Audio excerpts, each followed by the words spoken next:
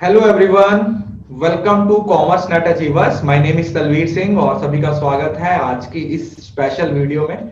आपको पता है हमारी सीरीज चल रही है डायरेक्ट विद जेआरएफ होल्डर्स। उसी सीरीज को कंटिन्यू करते हुए आज हमारे साथ और दो जेआरएफ होल्डर्स हैं जिन्होंने अपने अपने सब्जेक्ट्स में जेआरएफ क्लियर किया है। तो आज हम इनसे बात करेंगे, इनकी स्ट्रेटेजी को जानने की कोशिश करेंगे कि किस तरीके से इन्होंने अपनी प्रिपरेशन की और अपना जेआरएफ क्लियर किया। सबसे पहले हमारे साथ मेघना भराली जिन्होंने कॉमर्स से अपना जेआरएफ क्लियर किया है। वेलकम मेघना।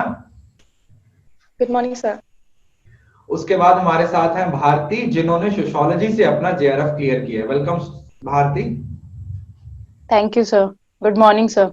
जी जी। तो इससे पहले कि मैं कोई भी क्वेश्चन पे पहुंचूं,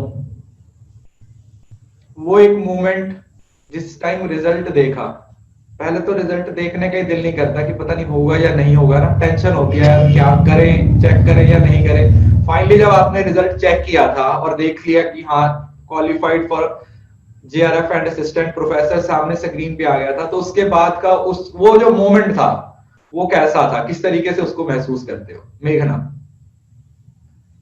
सर, वो लफ्जों में तो बयान नहीं कर सकते, लेकिन हाँ, जब मैंने फर्स्ट लैपटॉप खोला और उसके बाद मैं रात से बहुत ज्यादा टेंस थी कि मेरा जेआरएफ होगा या नहीं होगा, या नेट भी क्लियर होगा कि नहीं, because I was blank at the time जब कट ऑफ आया।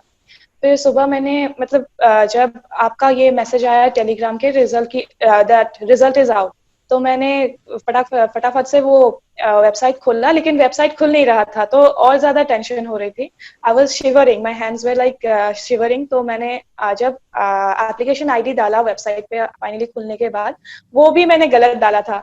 तब तो और भी ज्यादा मतलब नेगेटिव वाइब्स आने लग गए थे। लेकिन जब फाइनली रिजल्ट देखा, मैंने बस वही देखा, qualified for JRF and assistant professor. मैं देख के एक सेकंड के लिए तो मैं शॉक थी। उसके बाद मैंने बस चिल्लाया, और चिल्लाने के बाद फर्स्ट मैसेज आप ही को किया कि मेरा जेआरएफ हो गया। फिर मम्मी आई, मम्मी, मैं, मेरी दादी सब बैठ के बस रो रहे थे। मतलब इतनी खुशी कभी हुआ नहीं। और यार, दिस वाज जस्ट अ मतलब वंडरफुल मोमेंट, और मतलब वो मोमेंट कभी भूल नहीं पाएंगे। वो ऐसा एक मोमेंट था। ओके, भारतीय आपका एक्सपीरियंस कैसा रहा? So I was very very satisfied after seeing my result. बहुत सेटिस्फेक्शन हुई क्योंकि काफी टाइम की मेहनत थी। और उस समय मैं घर पे वैसे अकेली थी जब मैंने देखा था, बट मैंने फटाफट सबको कॉल किया। और सब लोग बहुत खुश हुए इसी, और सब लोग बहुत सेटिस्फाइड भी हुए क्योंकि सबको पता था कि बहुत टाइम से, और क्योंकि बीच में लैग भी हो गया था लॉकडाउन की वजह से।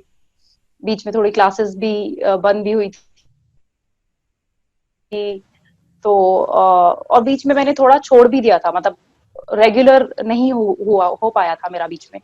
और वही लॉकडाउन की वजह से भी, थोड़ा क्लासेस की वजह से भी, तो फिर दोबारा स्टार्ट किया। और 2 ढाई महीने तो रेगुलर पढ़ा था मैंने। और रिजल्ट देखने के बाद तो बहुत बहुत सेटिस्फेक्शन हुई कि जितने एफर्ट्स डाले थे उतना रिजल्ट मिला भी है। और फाइनली जो एक्सपेक्टेड रिजल्ट था वो मिला है, तो I was very very satisfied and happy. तो चलिए अब इसके बाद आप थोड़ा अपने बारे में बताइए, इंट्रोडक्शन अपनी मेघना। सर, मैं आसाम की हूँ, तेजपुर। वहाँ से मैंने अपना बीकॉम और एमकॉम दोनों इंटीग्रेटेड कोर्स से की है। मतलब एमकॉम अभी कर रही हूँ गुवाहाटी यूनिवर्सिटी से। वहीं जब मैं एमकॉम सेकंड सेमेस्टर में थी, तब मैंने इस एग्जाम के लिए फॉर्म फिलअप की थी। लेकिन मैंने प्रिपरेशन एग्जाम डेट के बाद शुरू की, मतलब जून के बाद।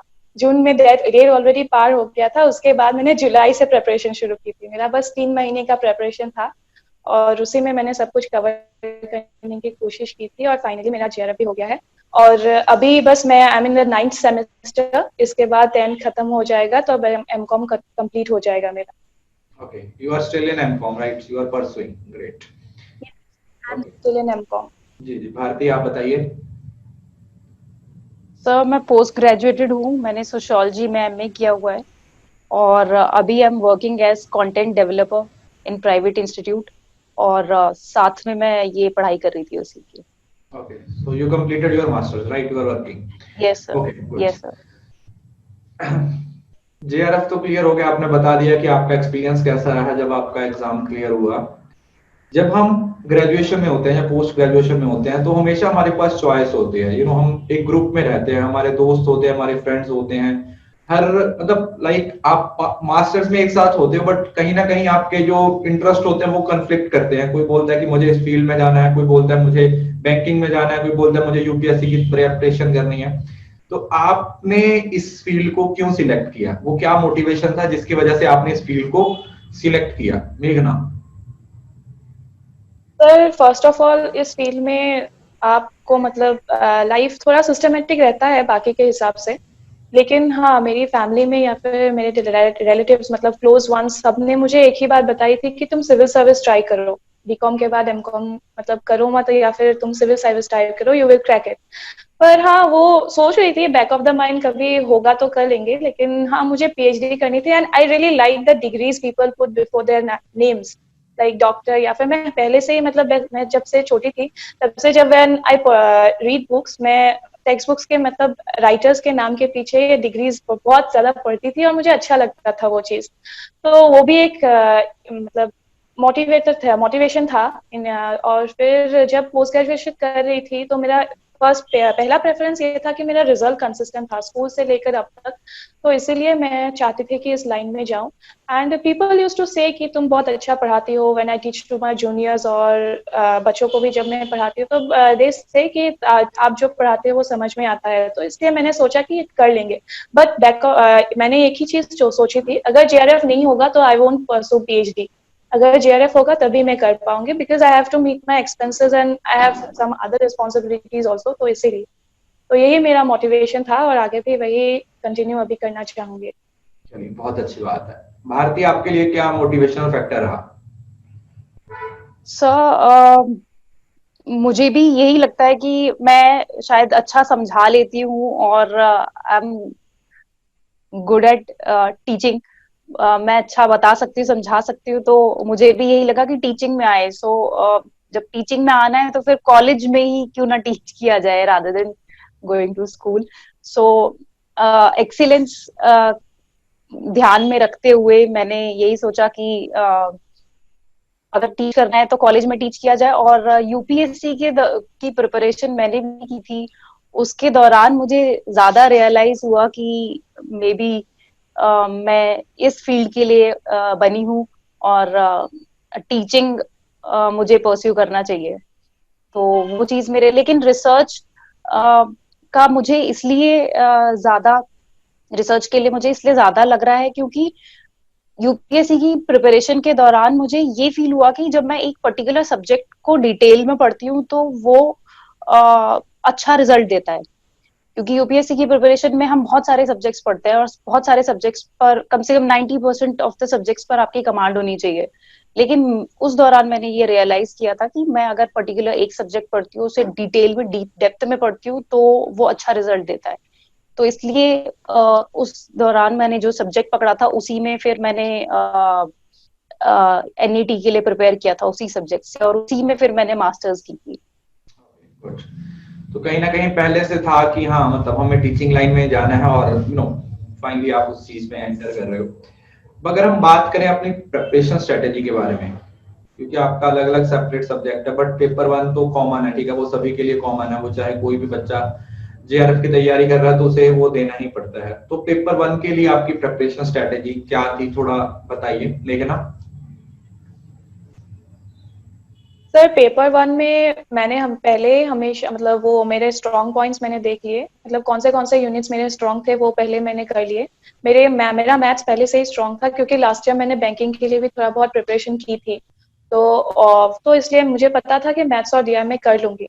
लेकिन जो मैं कर नहीं पाऊंगी that was higher education and people and environment. In fact मैंने होप भी छोड़ दी थी कि शायद नहीं होगा ये चीज, लेकिन भगवान की कृपा से आपके मैराथन्स और क्लासेस से कवर हो गया वो। और बस मेरा जब हायर एजुकेशन मैं मतलब क्वेश्चंस अटेम्प्ट करती थी हायर एजुकेशन और पीपल एंड एनवायरनमेंट में, तब मेरा एक भी क्वेश्चंस नहीं बनता था। ऐसा था कि I used to attempt zero, मतलब सब क्वेश्चंस अटेम्प्ट करने के बाद भी 0 मार्क्स आ रहे थे मॉक्स में। तब आई फेल्ट डीमोटिवेटेड, पर ऐसा लगा कि नहीं ये करना है, ये अगर वीक पॉइंट में सीधा नहीं करूंगी तो फिर I will lose mark and JRF भी इसी की वजह से रुक जाएगा। तो I started coping up with it. और टीचिंग और रिसर्च के मतलब धीरे धीरे क्वेश्चंस बन रहे थे, कम्युनिकेशन भी सही था क्योंकि इन तीनों यूनिट से ही सबसे ज्यादा मार्क्स आते थे। मैथ्स और डीआई में मतलब ज्यादा प्रैक्टिस करती थी, लेकिन इतना ज्यादा नहीं, क्योंकि मुझे पता था कि वो हो जाएगा मेरा एग्जाम तक, बस वही करती थी। और हाँ, मैंने बहुत ज्यादा रेगुलरली रिविजन की थी पेपर 1 के लिए, ताकि वो सारी चीजें याद रहे, क्योंकि पेपर 1 में बहुत सी चीजें ऐसे होते हैं which we are not usual, और वो इतना ज्यादा हमारे साथ लिंक में नहीं रहता है, इसलिए बहुत ज्यादा कंसेप्ट पे ध्यान देने की जरूरत पड़ा था मतलब। ओके, सोर्सेज क्या क्या यूज किए थे आपने? मैंने बस कोई और सोर्स यूज नहीं की, मैंने अन अकेडमी ही फॉलो की थी, आपके क्लासेस ही फॉलो की थी, उसके बाहर मैंने कुछ यूज नहीं की। टेस्ट सीरीज, मॉक्स, एमसीक्यू सब कुछ लगाए, पीवाईक्यूज भी वहीं से लगाए। बाकी मैंने केवीएस मदान के जो बुक्स लिए थे उससे मतलब उससे मैंने पीवाईक्यूज लगाए बस, बाकी कंटेंट मैंने वहां से नहीं पढ़ा, मैंने सब कुछ आपके कंटेंट से ही पढ़ा और सब कुछ वहीं से क्लियर हो गया मेरा। ओके, भारतीय आपकी स्ट्रेटेजी क्या रही पेपर 1 के लिए? सो मैंने मेरी फर्स्ट पेपर की स्ट्रैटेजी ये थी कि सबसे पहले तो मैंने आपको हर प्लेटफॉर्म पर फॉलो किया था, लाइक टेलीग्राम पर, अन अकेडमी पर, यूट्यूब पर, और हर प्लेटफॉर्म पर फॉलो करना भी बहुत जरूरी है, क्योंकि एक प्लेटफॉर्म पर एमसीक्यूज के शेड्यूल आते हैं, अनदर पर लिंक आते हैं, जैसे टेलीग्राम पर मोटिवेशंस आती है, और वो बहुत इंपॉर्टेंट होती है। ये बहुत रेयरली कोई टीचर करते हैं जो आप करते हैं कि मोटिवेशन का जो काम है, और इससे बहुत बहुत फर्क पड़ता है। बहुत सारे लोग बीच में भी छोड़ देते हैं, तो और कई बार हमारा पढ़ने का भी मन नहीं करता है कई दिनों पर, तो वो बहुत जरूरी है कि आप कंसिस्टेंट रहें, रेगुलर रहें और मोटिवेटेड रहें। वो मैंने आपको फॉलो करके उससे ये हेल्प मिली थी फर्स्ट।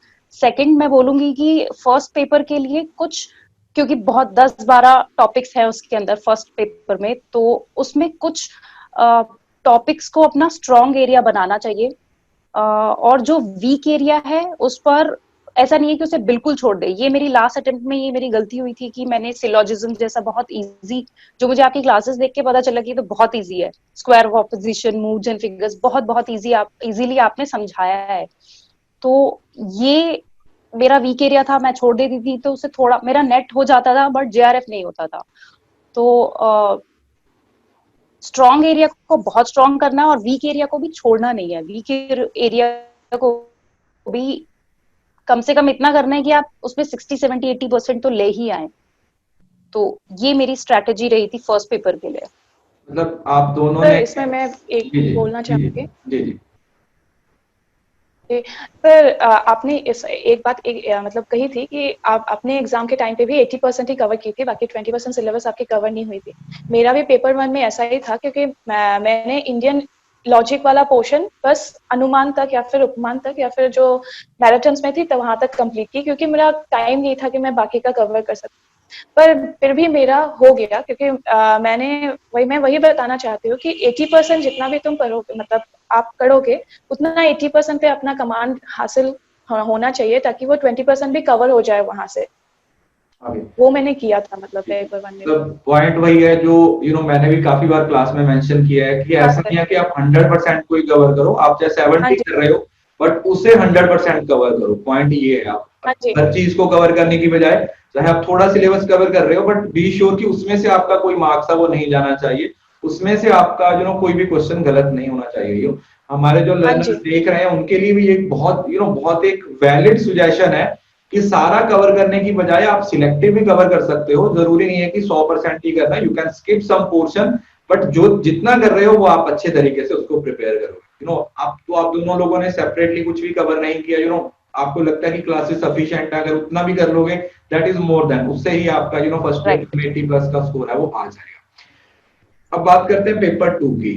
पहले मेघना आप बताइए, क्योंकि कॉमर्स है, कॉमर्स के बहुत सारे स्टूडेंट्स हैं वो इस टाइम पे इस वीडियो को देख रहे हैं, तो आपको क्या लगता है कॉमर्स के लिए आपकी स्ट्रेटेजी क्या रही?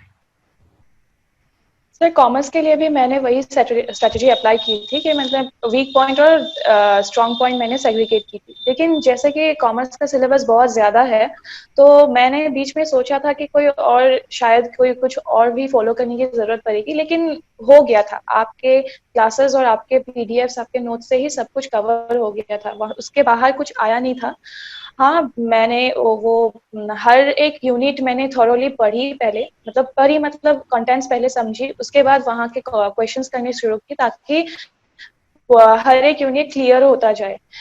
एक यूनिट रहता है इंटरनेशनल बिजनेस, वो इतना वास्ट रहता है कि तो आप कवर नहीं कर सकते या फिर आप प्रेडिक्ट नहीं कर सकते वहां से क्वेश्चंस कौन से आएंगे। But what I used to do is मैंने थ्योरीज पढ़ लिए या फिर कुछ भी पढ़ लिए, कंटेंट के बाद में वहाँ का पीडीएफ पढ़ने के बाद क्वेश्चंस लगाती थी, एमसीक्यूज लगाती थी, बाकी जितना भी जहाँ से क्वेश्चंस मिले वही सब करती थी। उससे क्या होता था, मेरा कॉन्सेप्ट ज्यादा क्लियर हो जाता था और ऐसे भी क्वेश्चंस बन रहे थे जो कि मुझे पता नहीं था, लेकिन मैं कभी वो एजुकेटेड गेस के जरिए भी या फिर अप्रोच के जरिए भी मैं कर सकती थी।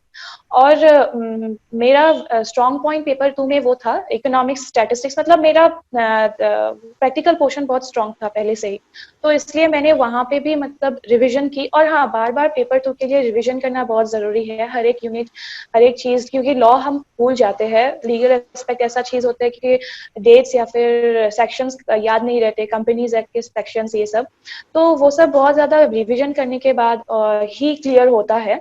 और मेरा एक प्लस पॉइंट था कि मैंने 3 महीने में कोर्स कंप्लीट की, तो सब कुछ मेरा फ्रेश था माइंड में, मैं ऐसा नहीं था कि मैं भूल गई थी या ऐसा कुछ। तो मैंने एक स्ट्रेटेजी बना ली थी, जैसे कि I completed everything from your recorded classes, मतलब कुछ पोर्शंस ही था जो मैं लाइव कर ले रही थी, बाकी सब मैं रिकॉर्डेड पढ़ रही थी। इनफैक्ट बिजनेस, फाइनेंस और इनकम टैक्स भी मैंने आपके लास्ट ईयर के क्लासेस से ही कवर कर ली थी। लेकिन मैंने एक ऐसा स्ट्रेटेजी बनाया था, जैसे कि एक दिन में इतना वीडियोस देखूंगी या फिर 2 दिन में ये पूरा सब्जेक्ट कंप्लीट कर लूंगी, सोच के ही कर ली। और हाँ, बस वही एमसीक्यूज और पीवाईक्यूज से ही आपका कॉन्सेप्ट क्लियर हो सकता है या फिर अप्रोच सही हो सकता है। ओके, तो मतलब कुल मिला के आपने दोनों चीजों को सेम टू सेम मतलब साथ में लेके चले, एमसीक्यू हो चाहे रिवीजन हो चाहे फिर कंटेंट हो। हाँ जी। ओके, भारती आपकी स्ट्रेटेजी क्या रही जी पेपर सर। 1 के लिए? सर पेपर 2 के लिए मेरी स्ट्रेटेजी रही कि मैंने अगेन अन अकेडमी फॉलो किया था, और उसमें मैंने अगेन वही जो पेपर 1 में स्ट्रेटेजी थी कि कुछ एरियाज पर कमांड हासिल करनी है, और बाकी एरियाज भी पूरी तरीके से छोड़ना नहीं है, थोड़ा तो पढ़ना ही है, वो भी वही किया था। जैसे मेरा सोशियोलॉजी था और उसमें कम से कम 26 थिंकर्स होते हैं, तो उन थिंकर्स पर कमांड हासिल करनी है। और पीवाईक्यू से हमें पता चलता है, बहुत इंपॉर्टेंट होते हैं पीवाईक्यूज करना। उससे हमें ये पता चलता है कि एक तो कि एग्जामिनर किस एरिया से ज्यादा क्वेश्चंस पूछता है, उससे मुझे पता चला कि थिंकर्स से ज्यादा क्वेश्चंस आते हैं और रिपीटेटिवली आ रहे हैं, तो वो छोड़ना नहीं होता।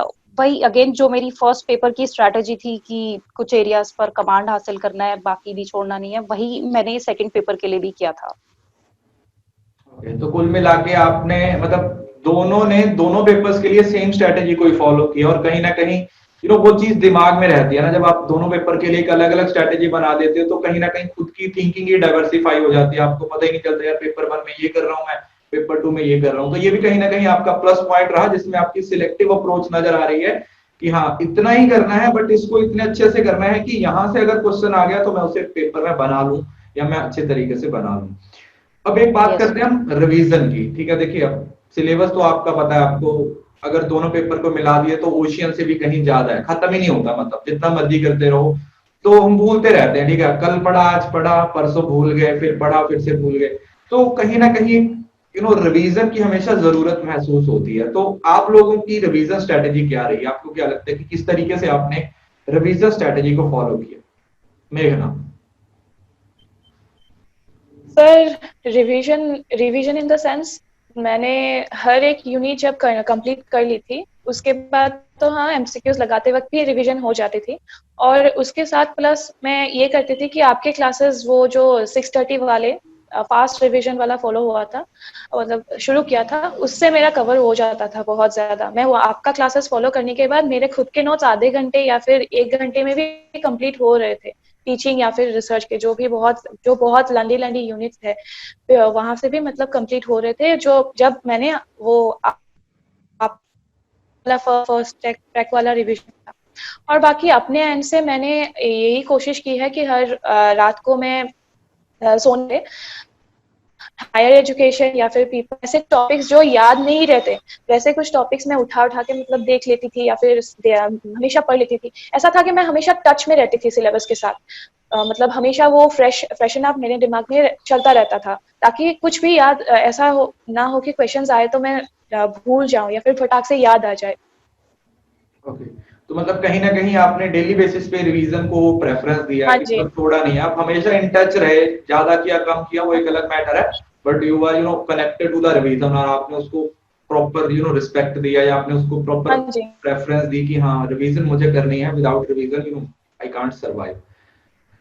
भारतीय, आपकी रिवीजन की स्ट्रेटेजी क्या रही? आप भी डेली रिवाइज करते थे?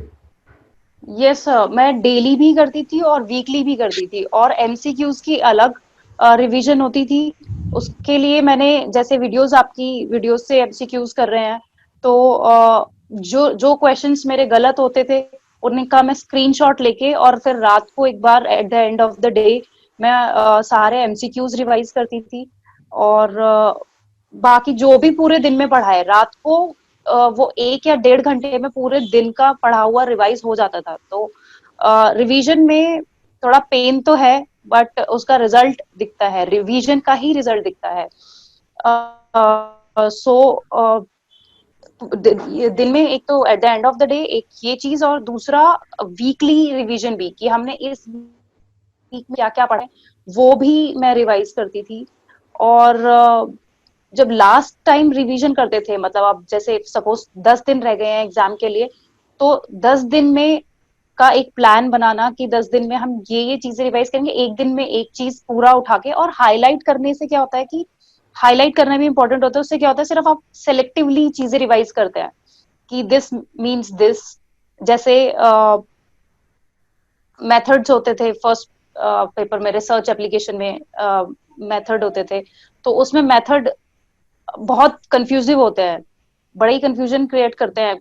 एक ही सिमिलर सिमिलर हो सकते हैं उनके मीनिंग, बड़ा ही छोटा सा डिफरेंस होता है। तो उसे हाईलाइट करने से हमें एग्जैक्ट, जैसे आप कीवर्ड्स हमें बताते थे क्लास में, कि इसका, जब आप फास्ट रिवाइज करते थे मैराथन की क्लास में, तो उससे मैंने ये सीखा था कि सेलेक्टिवली कीवर्ड्स अगर आप दिमाग में रखें तो बाकी सारी चीजें उसके पीछे पीछे याद आना शुरू हो जाती है। तो हाईलाइट करके रिवाइज करना, दिन के लास्ट में रिवाइज करना, वीकली रिवाइज करना, और एग्जाम से कुछ दिन पहले प्लान करके रिवाइज करना, ये मेरी स्ट्रेटेजी रही थी रिवीजन के लिए। ओके, तो मतलब रिवीजन को प्रॉपर तरीके से आप लोगों ने फॉलो किया, चाहे वो डेली हो, चाहे वीकली हो, चाहे रिवीजन को शेड्यूल करना हो, प्लान करना हो, हर चीज के लिए आप एक अलग उस प्रेफरेंस को यूज किया, एक अलग अलग अप्रोच को आप लोगों ने यूज किया। तो देखिए, टाइम हमारे पास इतना ही है, इससे ज्यादा हम नहीं टाइम, क्योंकि तो बट फिर भी स्टिल आप लोगों ने काफी अच्छे तरीके से अपने सारे पॉइंट्स को क्लियर किया है। आई होप कि सभी को इस जो आपके स्ट्रेटेजी रही है, जो आपने सजेशंस दी हैं, उससे काफी हेल्प होगी। लास्ट में मैं चाहता हूं कि आप 1 मिनट में अपना मैसेज दीजिए जो हमारे आने वाले लर्नर्स हैं, जो अभी प्रिपरेशन कर रहे हैं। मेघना। सर मैं बस इतना कहना चाहूंगी कि BCD फॉलो करें, मतलब बिलीव, कंसिस्टेंसी एंड डिटर्मिनेशन। और कंसिस्टेंसी होने से आप कुछ भी अचीव कर सकते हैं, क्योंकि मेरा खुद का जर्नी ऐसा रहा है कि मैंने बीच में छोड़ दी थी। जैसे कि लॉकडाउन जब शुरू हुआ था तो मुझे पता नहीं था कि कहाँ से शुरू करें या फिर क्या, तो सब कुछ हौश पौश था, मुझे पता नहीं था कि इनको फॉलो करना चाहिए या ऐसा कुछ। तो बीच बीच में कभी कभी बुक्स पढ़ती थी, कोई टॉपिक्स क्लियर करती थी, तो फिर उसके बाद मैं कंसिस्टेंट नहीं थी। लेकिन जब मैंने आपके कोर्सेज फॉलो किए, जैसे कि जुलाई से जब मैंने फॉलो किया, तब एक दिन भी ऐसा नहीं था जब मैंने आपको, मतलब आपके क्लासेस नहीं देखे या फिर नोट्स नहीं पढ़े या फिर आपको फॉलो नहीं किया।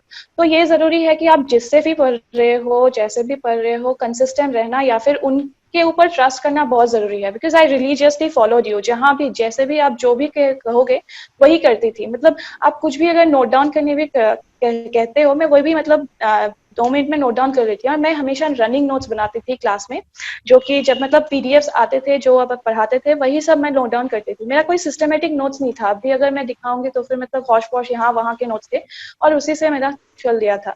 तो मैं बस यही कहना चाहूंगी कि टाइम स्पेंड मैटर नहीं करता, आप कितना ज्यादा पढ़ रहे हो या फिर कितना दिन से प्रिपेयर कर रहे हो, क्योंकि मैंने खुद 3 महीने में प्रिपेयर करके एग्जाम क्लियर किया है। तो वो मैटर नहीं करता, बस मैटर करता है कि आप कितना ज्यादा मतलब कितना कंसिस्टेंट हो, कितना डिटर्मिनेशन से कर रहे हो। और आप अगर खुद के अंदर एक डिटर्मिनेशन रखोगे कि आप कर सकते हो, तो फिर आप कुछ भी कर सकते हो। ये बहुत जरूरी है। बहुत अच्छी, मतलब कंसिस्टेंसी और डिटर्मिनेशन, बिलीव, हाँ जी। कंसिस्टेंसी, बीसीडी का जो कंसेप्ट है वो कहीं ना कहीं में फॉलो करना पड़ेगा। ओके आरती, हाँ जी। आपका मैसेज। सो अगेन मैं वही बोलूंगी जैसा मेघना ने बोला, believe, consistency and determination. Consistent रहना तो बहुत बहुत इंपॉर्टेंट है, और वो आपसे ज्यादा अच्छे से कौन समझ सकता है। अगर आपको कोई टेलीग्राम पे फॉलो करे तो रोज 3 बजे सुबह मोटिवेशनल कोट आ जाना दिखाता है कि कंसिस्टेंट रहने वाले कितने सक्सेसफुल होते हैं। और डिटर्मिनेशन इम्पोर्टेंट है कि आप बीच में नहीं छोड़े उसे और डिसहार्टन ना हो। और जहां तक पढ़ाई की बात है, मैं बोलूंगी कि प्लान करना चीजें बहुत इंपॉर्टेंट है। एक एक मैक्रो प्लान होना चाहिए, एक माइक्रो प्लान होना चाहिए, जैसा मैं करती थी। मैक्रो प्लान में हम मंथली प्लान करते हैं कि अभी मेरे पास सपोज 2.5 महीने या 3 महीने हैं एक, तो इसमें मुझे क्या क्या करना है। और मिनी प्लान में आपके डे के भी प्लान होने चाहिए और वीक के भी प्लान हो कि by the end of the week मुझे इतना खत्म करना ही है, एनी हाउ इतने घंटे पढ़ना है या इतना पढ़ना है, इतना टॉपिक्स कवर करने हैं। और हर दिन के रात को सोने से पहले मैं जैसे बनाया करती थी कि मुझे कल यहाँ से शुरू करना है। तो जब आपका दिमाग में सेट होता है कि आपको दिन इस तरीके से शुरू करना है, तो फिर टाइम वेस्ट नहीं होता सुबह कि अब ये करे कि क्या करे। ऑलरेडी पता होता है उठते ही कि अब ये, और उठते ही शुरू हो जाना, ये प्लानिंग से ही होता है। और third is that I would suggest that candidates should follow Talvir sir. मैंने भी उनकी एडवाइसेस मैंने भी उन्हें हर प्लेटफॉर्म पर फॉलो किया था। हर प्लेटफॉर्म पर बड़ी काम की चीजें होती हैं, बहुत हेल्पफुल होती है वो जर्नी। तो जैसी भी है वो इजी करने वाले जो होते हैं वो गुरु होते हैं। वो आपकी जर्नी करना तो हम नहीं है, लेकिन गुरु आपकी जर्नी को इजी कर देते हैं। तो इसलिए मैंने हर जगह फॉलो किया, और इसलिए तलवीर सर जैसे गुरु की भी जरूरत पड़ती है। तो आई वुड सजेस्ट कि follow him on every platform and you will see the result. चलिए बहुत अच्छा, आपने पूरी ओवरऑल हाँ जर्नी जी, को बहुत जब अच्छा। सर के साथ चलोगे तो फिर जेआरएफ हो ही जाएगा। राइट। चलिए ठीक है, आपका भी हुआ है, बाकी का भी हम करवा देंगे डेफिनेटली। इस बार भी हम बहुत अच्छा रिजल्ट लेके आए हैं, अगली बार हम इससे भी ज्यादा अच्छा रिजल्ट लेके आने की कोशिश करेंगे। सो थैंक यू सो मच, आप लोगों ने टाइम निकाला बातचीत करने के लिए, अपनी स्ट्रेटेजी को शेयर करने के लिए। थैंक यू सो मच मेघना, thank you so much Bharti. आपकी suggestions I hope thank you कि sir. Thank you sir. Students को काफी हेल्प करेंगी जो इस एग्जाम के लिए प्रिपेयर कर रहे हैं। और एक बार आप दोनों को बहुत बहुत कंग्रेचुलेशंस इस अचीवमेंट के लिए। आपने अपने अपने सब्जेक्ट्स में जीआरएफ क्लियर किया है, तो डेफिनेटली काफी अच्छी एक खुशी की बात है आप लोगों के लिए भी। डेफिनेटली आपके पेरेंट्स भी इस चीज से बहुत खुश होंगे। तो थैंक यू सो मच हमारे साथ बात करने के thank you thank sir. You sir. Congratulations to you too. लिए। जी थैंक यू। सो ये थे हमारे आज के टॉपर्स जिन्होंने अपने अपने सेपरेट सब्जेक्ट में अपना एग्जाम क्लियर किया है। तो आप देखोगे कहीं ना कहीं दोनों की स्ट्रेटेजी सेम टू सेम रही है एक चीज में, सिलेक्टिव अप्रोच में। सिलेक्टिव पढ़ा, बट ऐसा नहीं है कि हौच पौच कुछ नहीं किया। जिस चीज को पकड़ा उसे खत्म किया और उसमें 100% एफर्ट दिया और उसको 100% तरीके से कवर किया। तो ये अप्रोच आप लोग भी यूज कर सकते हो, डेफिनेटली आपको ये हेल्प करेगी। आई होप कि आज की वीडियो आपको अच्छा लगा होगा। वीडियो अच्छा लगा तो वीडियो को लाइक जरूर कीजिए, वीडियो के नीचे अपनी फीडबैक दीजिए, और प्लीज इन वीडियोस को जो जो टॉपर्स के सजेशंस होते हैं इनको सुन के इग्नोर मत किया करो। इनको सुनिए, इनको समझिए और इनको अप्लाई करने की कोशिश कीजिए, तभी आप इन वीडियोस का बेनिफिट ले सकते हो। So thank you so much, see you soon in the next video. तब तक के लिए खुश रहें, हंसते रहें, मुस्कुराते रहें, और हाँ, इस वीडियो को शेयर करना ना भूलें, बिकॉज शेयरिंग इज केयरिंग।